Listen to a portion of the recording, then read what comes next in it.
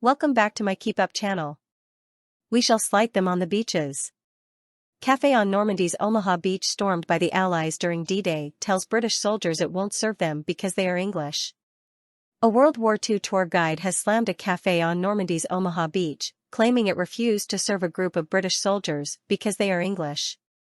Crêperie La Falaise in Vierzeville-sur-Mer overlooks the coastline, which was stormed by Allied troops on D-Day as they sought to liberate France from Nazi occupation. Almost exactly 80 years on, battlefield guide Eugenie Brooks said troops she took to the eatery were refused service. This cafe at Vierzeville Draw at Omaha Beach, Normandy refused to serve my British Army soldiers today as they are English, she wrote on X, adding, "An utter disgrace, and I will never ever take any of my tours there again."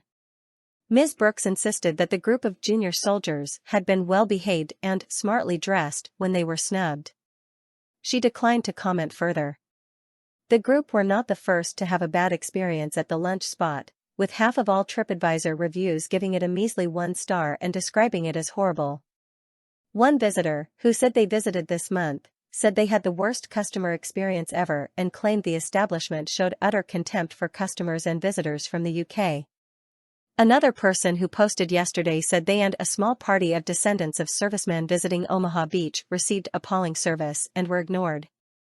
In 2018, another British customer described how they got up and left after the owner totally ignored us and made no effort to clear the table, describing their experience as the rudest, most unwelcoming service I have ever received in a cafe. It is not just British travelers who appear to have been put out by the bistro's service, with a Dutch couple also said to have got up and left. In a separate review from 2022, a Polish customer staff were rude, commenting something about us out loud in French. From what I understand, they didn't hear our hello. So each of us had to repeat it several times quite loudly to get the menu, he added. And a Google review about a visit in summer 2022 also mentioned staff rudeness, with the person writing bluntly, "Ladies and gentlemen, we found it. This might be the worst place in the entire country of France." Pictures from inside the cafe show the flags of the world, including Britain's Union Jack, on display. The cafe is meters from one of the beaches which U.S. troops landed on in 1944, making it a popular destination for American tourists. It appears to be styled after an American diner, with Coca-Cola signs and Betty Boop memorabilia.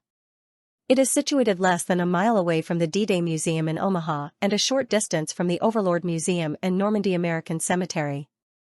Operation Overlord saw Allied troops invade 5 Normandy beaches on June 6, 1944, codenamed Utah, Omaha, Gold, Juno, and Sword. The U.S. 1st Infantry, 5th Corps, undertook the dangerous mission of storming Omaha with sea transport from the U.S. Navy and support from the Royal Navy. The most well-defended of the areas, the Americans suffered more casualties than Allied forces did on any other beach, around 2,400. They managed to gain a small foothold by the end of a day of bitter fighting, and 34,000 Allied troops landed by nightfall. The movie Saving Private Ryan, starring Tom Hanks, famously portrays the storming of the beach. Source: dailymail.co.uk. Please like, share, and subscribe. Thank you for watching.